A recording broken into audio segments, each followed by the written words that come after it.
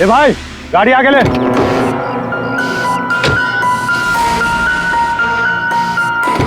बोला ना तुझसे, गाड़ी आगे ले तो आगे ले। अरे भाई कैसे आगे लूं, गाड़ी खराब हो गई है ना। प्रॉब्लम बाद में देखना, धक्के मार के आगे लो पहले। थोड़ी आप लोग भी मदद कीजिए। हम क्या मदद करें, तुम जल्दी। इस आदमी को मैं पहचानता हूँ सर, इसका मतलब हमारी इन्फॉर्मेशन एकदम सही है।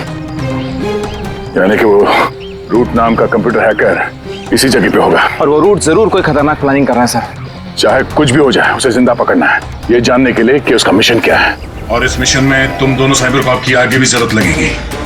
तुम यस सर। यहाँ बाहर गेट पे खड़े रहना। ओके बाहर सर। नजर रखना। चलो।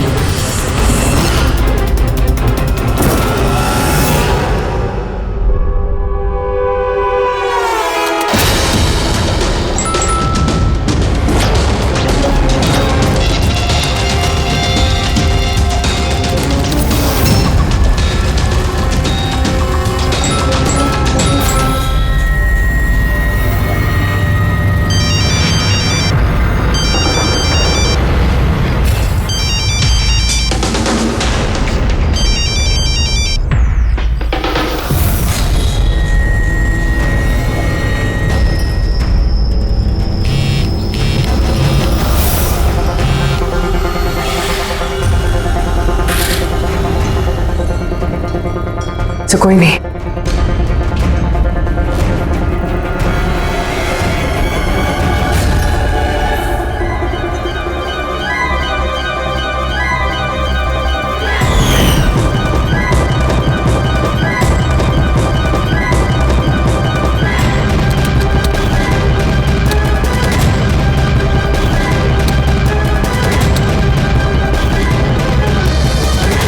आप रेडी? सर सब जगह देख लिया, यहाँ पे कोई नहीं है। खबर तो गलत नहीं हो सकती, यहीं कहीं होना चाहिए। चलो देखते हैं।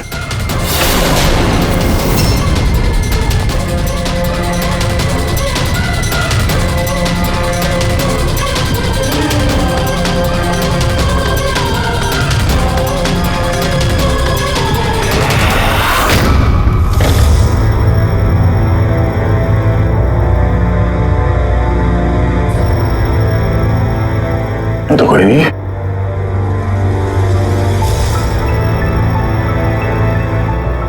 शहर अभी भी गर्म है, लगता है यहाँ पे कोई था अभी।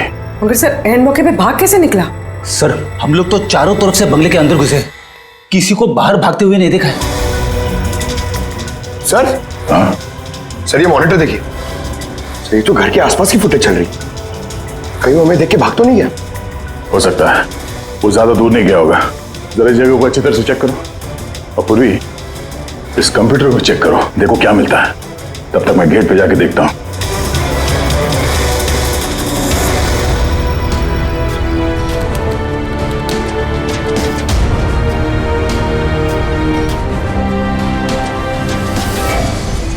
महेश, महेश। Yes sir. ये रोड अंदर नहीं है, लगता भाग गया। तुम यहीं पे खड़े थे? सर मैं यहीं पे खड़ा था, मैंने किसी को नहीं भागते हुए देखा। तो ऐसा कोई नहीं किया बाहर? नहीं सर। मेन गेट से तो कोई बाहर गया नहीं, पता नहीं ये रूट कहां से चला गया। सर बाहर पीछे की तरफ एक गेट है, शायद वहीं से भाग गया होगा। सर वो कंप्यूटर पासवर्ड प्रोटेक्टेड है, ब्यूरो ले जाना पड़ेगा। सर ये रूट जरूर अपने उसी खतरनाक मिशन को पूरा करने में लगा होगा। ये रूट को किसी भी हाल में जल्द से जल्द ढूंढना होगा। एक मिनट, पूरे घर में कहीं भी ये कारपेट नहीं है, और यहाँ पे कारपेट रखा हुआ है, उसके ऊपर ये स्टूल। जरा हटाओ इसे। सर यहाँ पे खुफिया दरवाजा। बड़ी तुम यही रहो इनके साथ, हम लोग अंदर देखते हैं।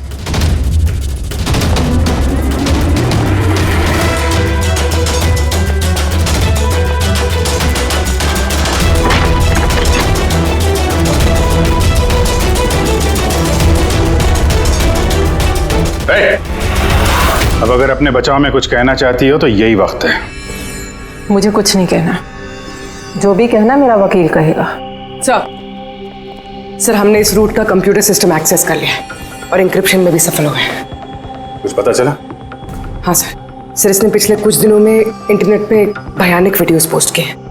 डार्क वेब पर sir. Actually dark web internet की एक ऐसी काली जगह होती है सर, जहाँ पर हर मुजरिम अपने गैरकानूनी कामों को एक टेक्नोलॉजी की मदद से अंजाम देता है, जैसे हथियारों की तस्करी हो, किडनी की चोरी या फिर किसी को मारने की सुपारी। सर ऐसा कोई भी काम नहीं है जो इस साइट पर नहीं होता है। समझ में ये बात नहीं आती, जब सब कुछ इतने खुले में होता है, सबको पता है, तो इसे रोकने के लिए हम कुछ करते क्यों नहीं? सर ये इतना आसान नहीं है। एक्चुअली इस साइट पर जाने के लिए आपको एक कंप्यूटर सॉफ्टवेयर की जरूरत होती है, जो चुनिंदा हाई प्रोफाइल मुजरिमों के पास ही होता है। जैसे कि ये रूट। Yes sir.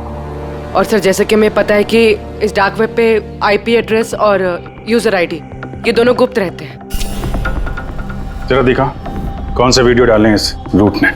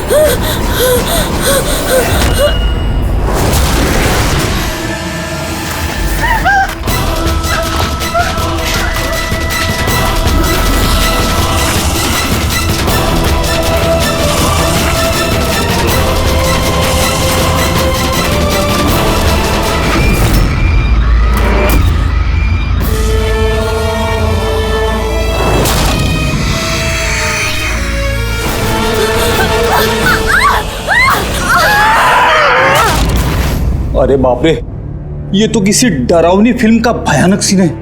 ये सीन क्यों डाला डार्क वेब में? सर ये किसी फिल्म का सीन नहीं है, ये सब असली में हुआ है और किसी हीरोइन के साथ नहीं, बल्कि एक मासूम लड़की के साथ। जहां तक मुझे याद आ रहा है इसे स्नफ फिल्म कहते हैं ना?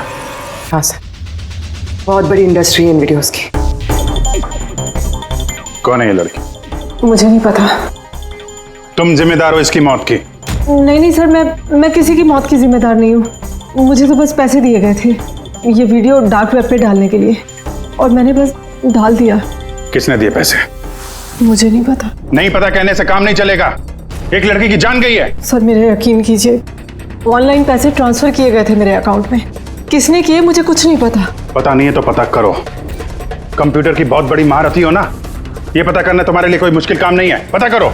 अभिजीत, अगर कोई इस तरह का फिल्म बना के अपलोड कर रहा है तो हमें जल्द से जल्द उस तक पहुंचना होगा जो ये मौत का खेल खेल रहा है। एक काम करते हैं, इस लड़की की फोटो सभी पुलिस स्टेशन में भेज देते हैं। एक बार पता चल जाए लड़की कौन है, सारा मामला साफ हो जाएगा।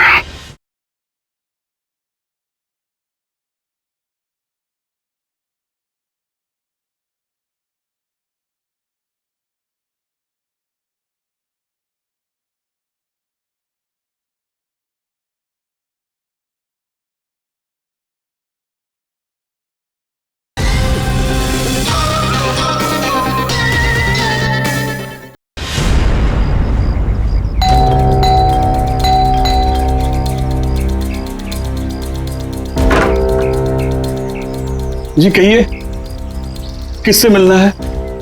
ये रिया का घर है ना? हाँ, मैं उसका पापा। आइए।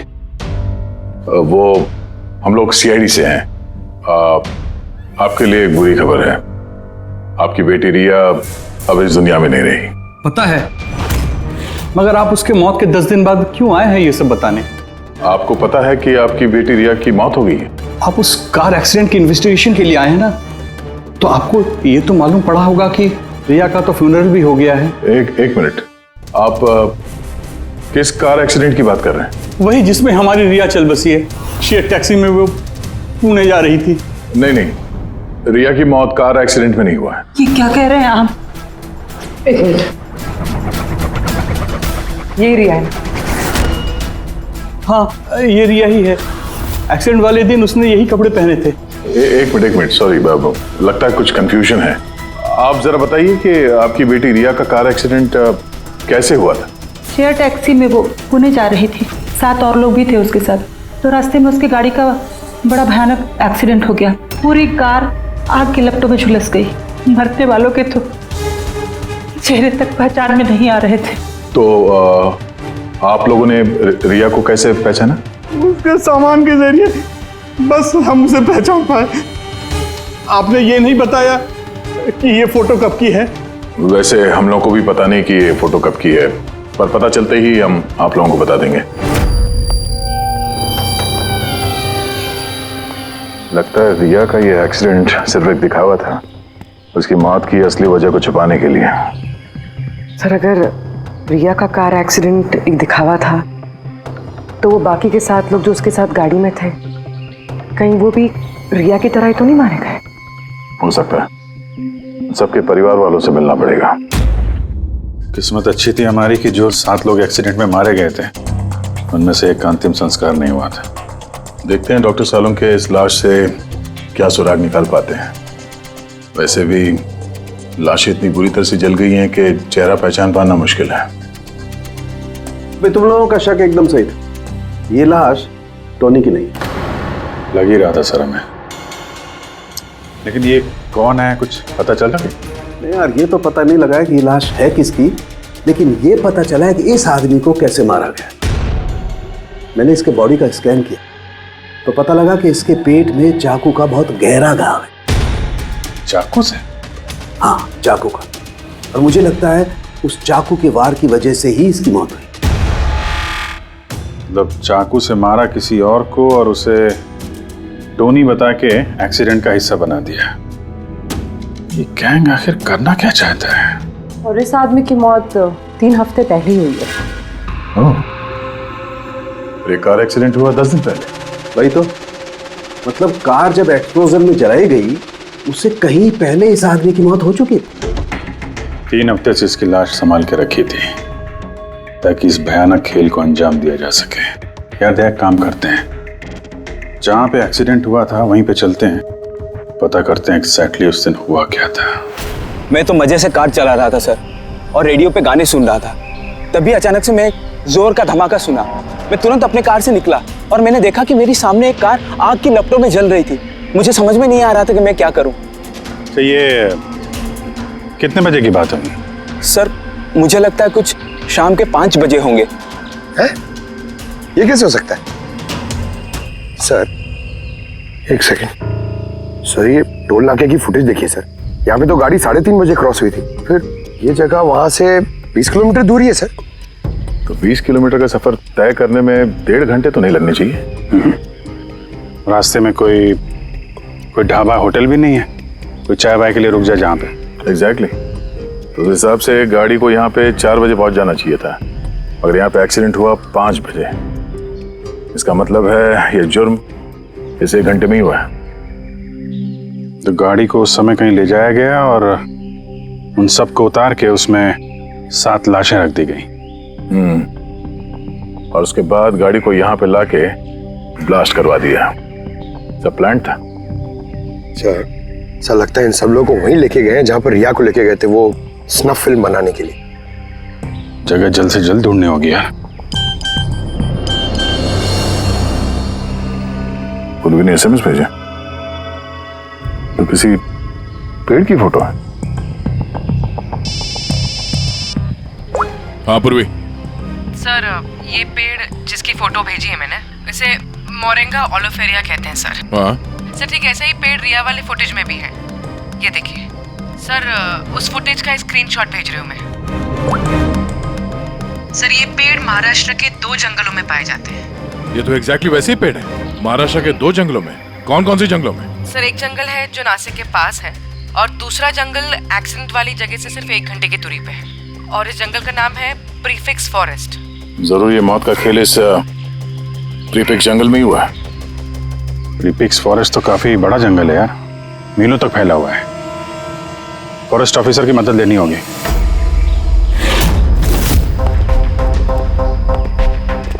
इस जंगल में ये सब हो रहा है, यकीन नहीं होता कि आपकी इंफॉर्मेशन पक्की है ऑफिसर? पक्की नहीं होती तो यहाँ तक आते नहीं हम लोग। आप बताइए कुछ हाल फिलहाल में ऐसी कोई घटना आप लोगों ने कुछ सुनी हो, कुछ देखी हो, जंगल के अंदर कुछ हुआ हो? बिल्कुल नहीं, और अगर ऐसा कुछ होता तो हम जरूर उस पर ध्यान देते। चलो कोई नहीं, फिर भी अपनी तसल्ली के लिए एक बार हम जंगल देखना चाहेंगे। श्योर।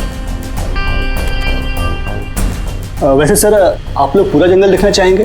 क्योंकि मीलों तक फैला हुआ है ये, इसमें काफी वक्त लग सकता है। नहीं, हम पूरा जंगल नहीं देखेंगे।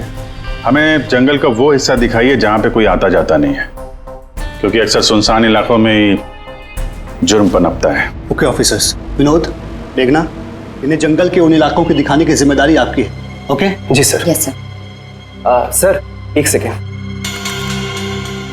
सर ये देखिए, सर ये जंगल का सबसे घना और सुनसान इलाका है। मेरी समझ से हमें यहीं से शुरू करना चाहिए। ठीक है, देखते हैं।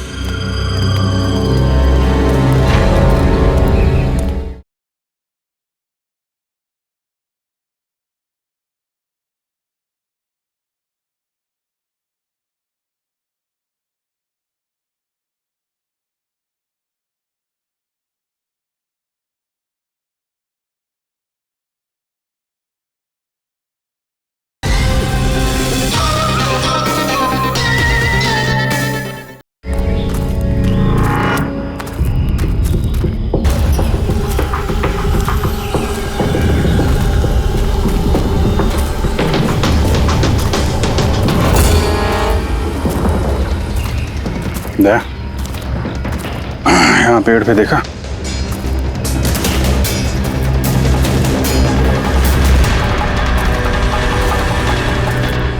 छोटा सा कैमरा। मतलब हम लोग सही जगह पे आ गए हैं। यही वो जगह है जहाँ पे वो फिल्म बनाई जा रही है। कैमरा ऊपर भी है, उस तरफ बैंड है।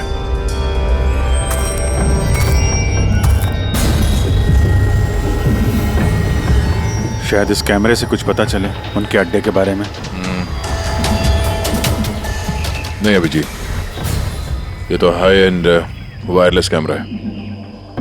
इसके जरिए पता लगाना मुश्किल है कि इसमें जो स्टोर्ड फुटेज है वो कहाँ से ब्रॉडकास्ट हो रहा होगा, और इस जंगल में पता नहीं और कितने कैमरास हैं। देखते हैं, आगे शायद कोई कैमरा मिल जाए जिससे कुछ पता चले।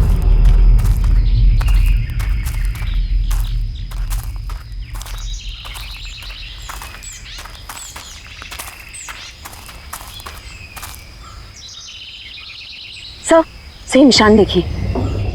मुझे लगता है हमसे पहले यहाँ कोई आया है। हम लोग सही डायरेक्शन में जा रहे हैं।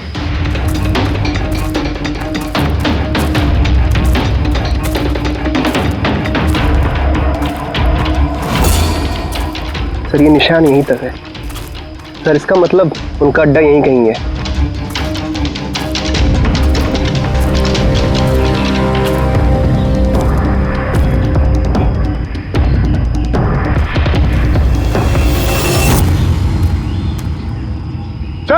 चल जल्दी आइए।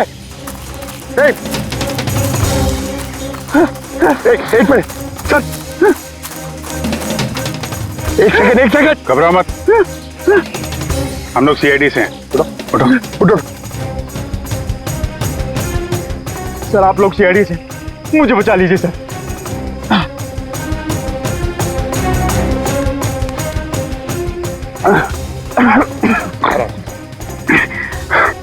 यहाँ फंस कैसे गए तुम? सर मुझे इस जंगल से बाहर निकलने का रास्ता नहीं मिल रहा। सर उस खूनी ने एक एक करके सबको मार दिया। तुम लोग यहाँ आए कैसे? हम शेयर टैक्सी में सवार होकर सफर कर रहे थे कि अचानक हमारी गाड़ी पंक्चर हो गई और कार रुक गई। सड़क पर पहले से किसी ने कीले और कांच के टुकड़े रखे हुए थे सर। फिर इसके बाद कुछ लोग आए जिनके चेहरे नकाब से ढके हुए थे और जब तक हम कुछ कर पाते उन्होंने हमें बेहोशी के इंजेक्शन लगा दिए। और जब मुझे होश आया तो मैं इस घने जंगल में था सर। सर मैं ही जानता हूँ कि इस जंगल में मैं भूख प्यास से कैसे रहा हूँ। कभी लकड़ी खाई तो कभी पेड़ के पत्ते, और जब भी किसी के चिल्लाने की आवाज़ आती तो समझ जाता किसी की जान चली गई। यहाँ जगह जगह कैमरे लगे हुए हैं। तुम्हारी किस्मत अच्छी थी कि तुम उनके पकड़ में नहीं आए। सर पकड़ इसलिए नहीं पाए क्योंकि उन्होंने एक कैमरा मेरे कमीज के बटन में लगाया हुआ था और वो बटन मैंने तोड़कर फेंक दिया।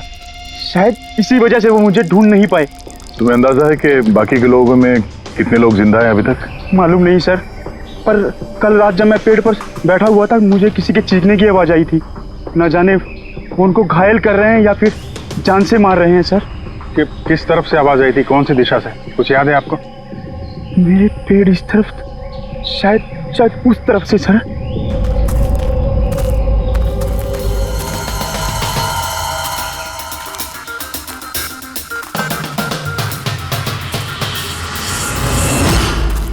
सर खून।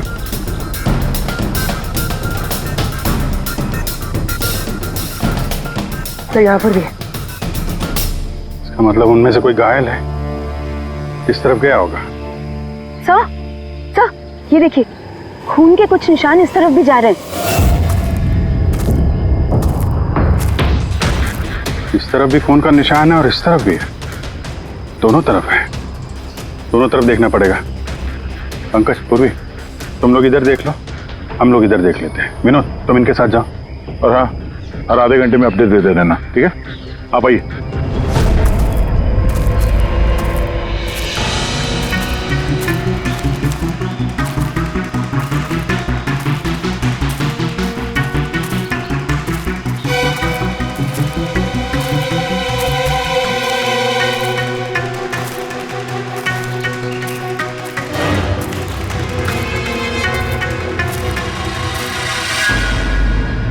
एक मिनट, वो क्या है?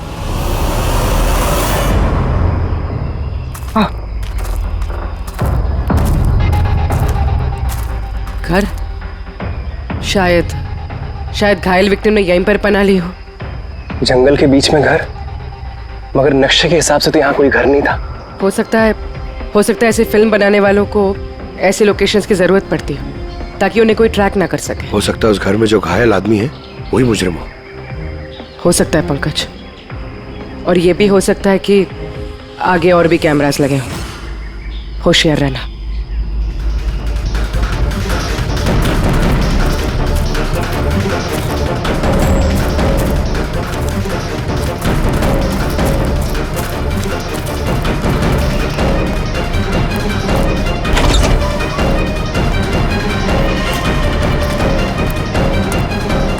पंकज, टॉर्च।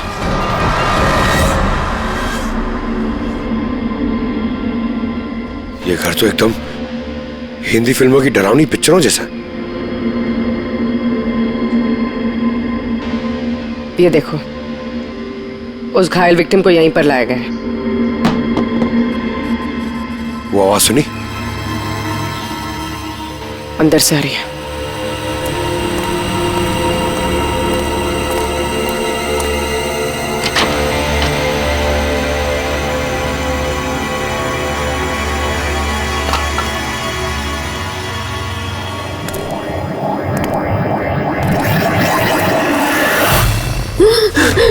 नहीं, छोड़ दो मुझे जाने दो। बाहर आओ। मेरे पास मत आना, मैंने कुछ नहीं किया। देखो, हम लोग सीआईडी से, घबराओ मत। आओ, कुछ नहीं होगा तुम्हें। आजा आजा।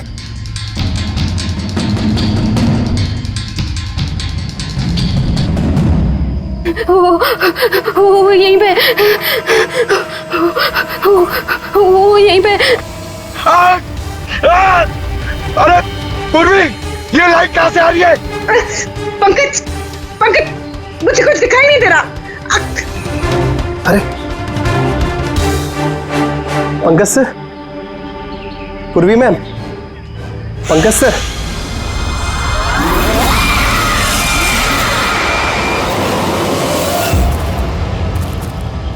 सर, खून के निशान तो यहाँ के खत्म हो गए।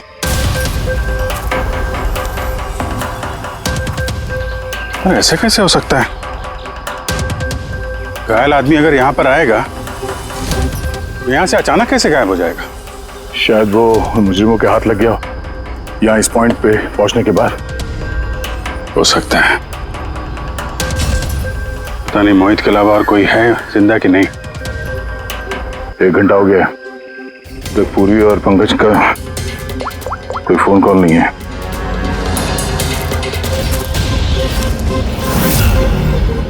पूरी फोन उठा नहीं रही है। पंकज देख लो।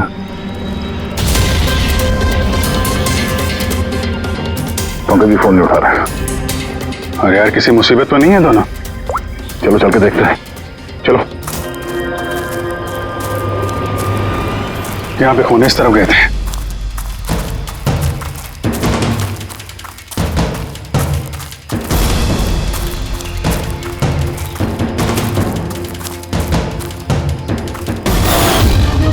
घर के अंदर शायद कोई हो। मैं अंदर जाके देखता हूँ। ठीक है, तब तक मैं यहाँ बाहर देखता हूँ।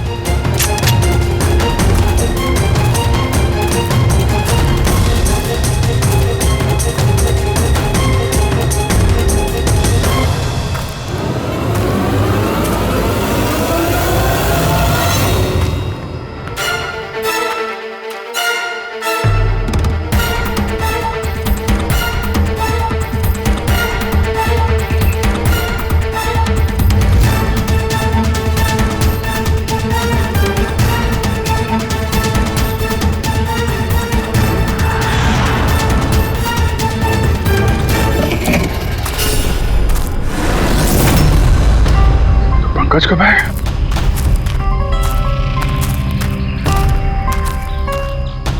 पंकज,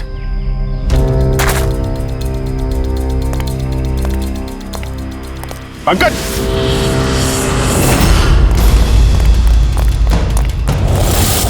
पंकज, पंकज, पंकज, कैसे? उठो, उठो, सर उठो। क्या हुआ?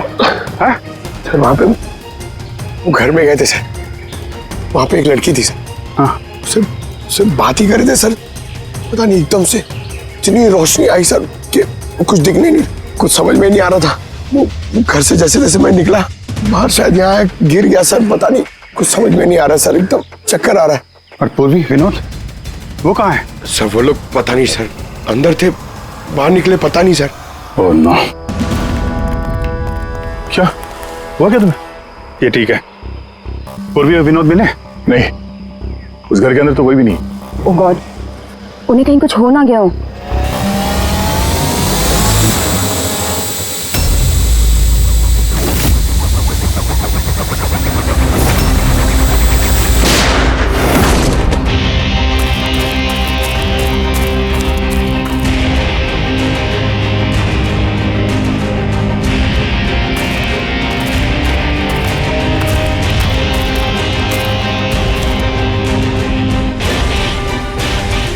ये सब तो बड़ा मुश्किल होता जा रहा है।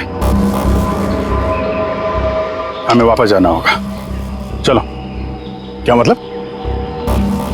देखो दया, हमें ये नहीं मालूम है कि अपराधियों की तादाद कितनी है, कितने कैमरे लगा रखे हैं यहाँ पे, कितने हथियार हैं उनके पास, ऊपर से हम पे हर वक्त नजर रखे हुए हैं। अभी फिलहाल हम उनसे मुकाबला करने की तैयारी में नहीं है। और पूर्वी, उसे यहाँ पे अकेला छोड़ के चले जाएंगे हम लोग? यार दया देखो, पूर्वी उनके चंगुल में फंस चुकी है। हम उसको बचाने जाएंगे तो हम भी नहीं बच पाएंगे। अभिजीत, क्या हो क्या गया तुम्हें? कुछ याद है सीआईडी में हमें पहले क्या सिखाया था? यही कि सबसे पहले अपने साथी को पीछे मत छोड़ना, चाहे वो जिंदा हो या मर चुका हो। अरे यार, हर लड़ाई रूल बुक के हिसाब से नहीं लड़ी जा सकती। हमें यह भी सिखाया गया था कि प्रेजेंस ऑफ माइंड का इस्तेमाल करना अलग अलग परिस्थितियों में। आई एम सॉरी, तुम्हारे इस थॉट से मैं एग्री नहीं करता। आई एम सॉरी, तुम्हें जाना है तुम जा सकते हो, बिना पूर्वी के मैं यहाँ इस जंगल से बाहर नहीं जाने वाला। जिद मत करो दया, हमें यह भी नहीं मालूम है कि पूर्वी जिंदा है कि नहीं। अभिजीत वो एक सीआईडी ऑफिसर है, इतनी आसानी से हार मानने वाली नहीं है। वो बेचारी अकेली लड़ रही होगी उन मुजरिमों से, और अब जब उसे सबसे ज्यादा जरूरत है हमारी, हम पीठ दिखा के भागेंगे यार। ज्यादा जरूरी यह है कि जो लोग उस गिरोह के कैद में नहीं आए हैं उनको बचाया जाए। और तुम्हें पूर्वी की इतनी परवाह है तो जिद मत करो, मेरे साथ चलो, हम लोग अच्छी प्लानिंग बना के वापस आएंगे। चलो। इसे हो क्या गया सर? अभी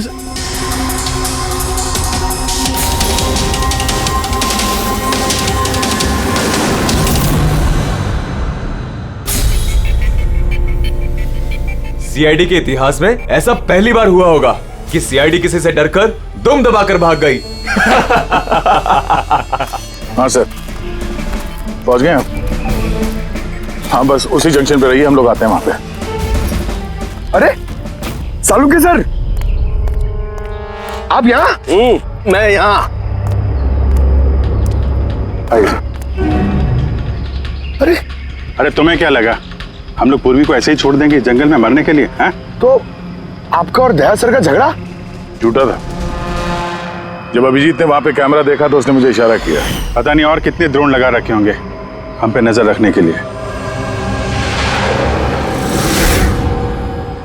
जो आदमी उस कैमरे के जरिए हम पर नजर रखे हुए था, उसकी आंखों में धूल झोंकना जरूरी था, इसलिए। अब वो लोग ये सोच के बैठे होंगे कि हम लोग जंगल से निकल गए, थोड़े रिलैक्स भी हो जाएंगे। यही मौका है उन पे हमला करने का। अभिजीत, ये लो, ये तुमने मंगाया था। ये क्या डिवाइस है सर? ये जैमर है पंकज। आसपास इस एरिया में जितने भी कैमरे होंगे सब जैम हो जाएंगे। अब वो हम पे नजर भी नहीं रख पाएंगे। और ये ड्रोन पे जो कैमरा लगा है, इसकी रेंज 7 किलोमीटर है सिर्फ। बैटरी तो खत्म होने वाली है। इसका मतलब अगर हम इसे नहीं पकड़ते तो ये वापस उनके अड्डे पे जाता बैटरी बदलने के लिए। जरा आईपैड निकालना, नक्शा निकालो उसमें।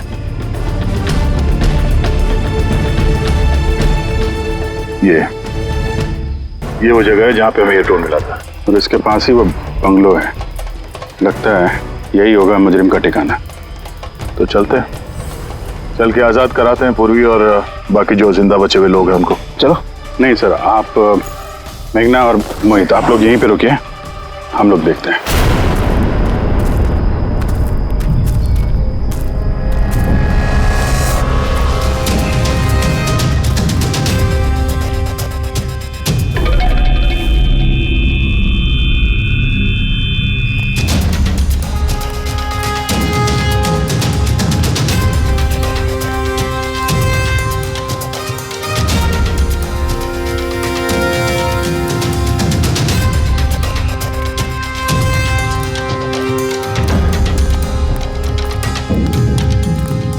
यार, ये पूरा सिस्टम बंद कैसे हो गया? देखना कुछ। जैसे आवाज आ रही है। बंद कैसे हो सकता है पूरा सिस्टम?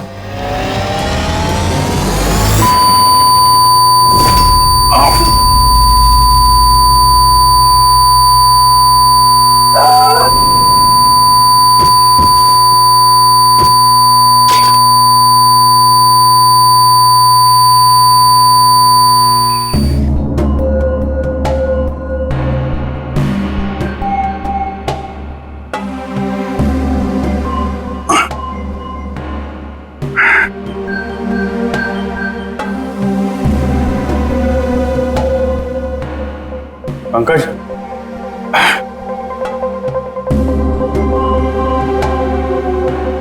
पंकज, हमारे स्वागत की पूरी तैयारी कर रखी थी इन लोगों ने। सर ये लोग अगर हमें मारना चाहते तो पहले ही मार देते। हमें मारते हुए क्या ये फिल्म बनाना चाहते हैं?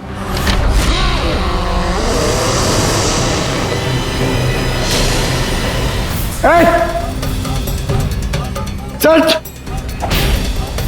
जाओ। सच मैं हूं पंकज। पूर्वी,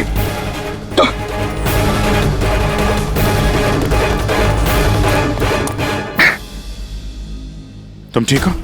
हाँ सर। वो लोग किधर हैं? सर उस तरफ।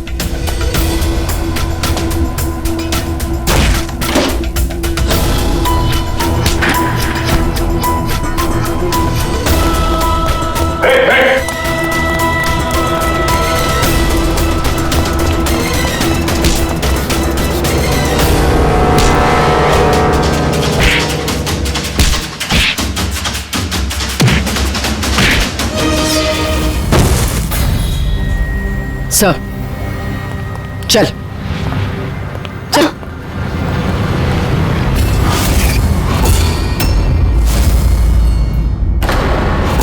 मेघना तुम? वाह, हमें तो लग रहा था कि हम मुजरिमों की आंखों में धूल झोंक रहे हैं। अब किसे पता था कि हम मुजरिम को अपने साथ ही लेके घूम रहे हैं। आप लोग यहाँ कैसे? किसने छुड़ाया आप लोगों को? सीआईडी को कैद करना इतना आसान नहीं। मौका देखते ही मैंने वो खिड़की तोड़ी और वहां से बाहर निकल गई।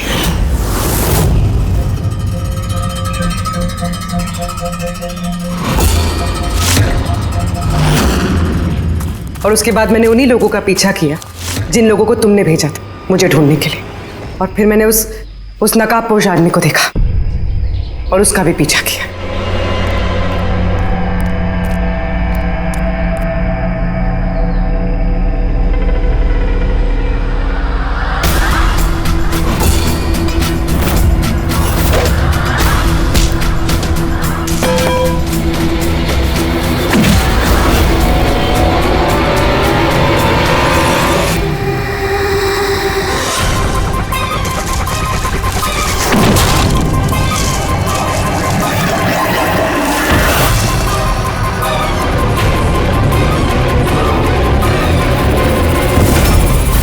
कुछ देर बाद जब मुझे होश आया तो मैंने देखा कि मगर इससे पहले कि मैं बाकी ऑफिसर्स तक पहुंच पाती, तुम्हारी उस सोनिक बूम वाली आवाज ने इन्हें बेहोश कर दिया था। वो तो मेरी किस्मत अच्छी थी कि मैं दूर थी और उस आवाज का मुझ पर कोई असर नहीं हुआ। और फिर मैंने सोचा कि क्यों ना उस नकाब को ही मैं अपना हथियार बना लूं। जिस बेरहमी से तुमने लोगों की जान ली है, तुम तो औरत कहलाने के लायक भी नहीं हो। अब ये बताओ, तुमने ये सब किस लिए किया? ये सब मैंने पैसों के लिए किया है सर। जितने पैसे मुझे इस काम के लिए मिल रहे थे ना, उतना तो मुझे अपनी जॉब में 5 साल में भी नहीं मिलता। और वैसे भी क्या फर्क पड़ता है, रोज इतने लोग मरते हैं, अगर 2-4 और मर गए तो क्या हुआ? तुम्हें शायद मालूम नहीं है कि तुम कितनी बीमार हो। बाकी लोग कहाँ हैं जो तुम्हारे साथ में थे? मैंने किसी को कोई नुकसान नहीं पहुंचाया सर, इतनी भी बुरी नहीं हूं मैं। और वैसे भी मैंने कोई भी खून अपने हाथों से नहीं करा है। मुझे तो एक औरत ने करोड़पति बनने का ऑफर दिया था जो मैंने एक्सेप्ट कर लिया। कौन औरत? बहुत अजीब सा नाम था उसका।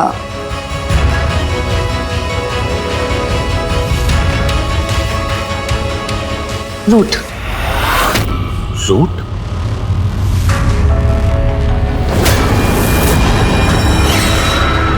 तो रूट है इस सब के पीछे मास्टरमाइंड। अब उसने ऐसा क्यों किया, उसका जवाब तो अब वही देगी। तो जहां तक तुम्हारा सवाल है, कानून तुम्हें कड़ी से कड़ी सजा देगा।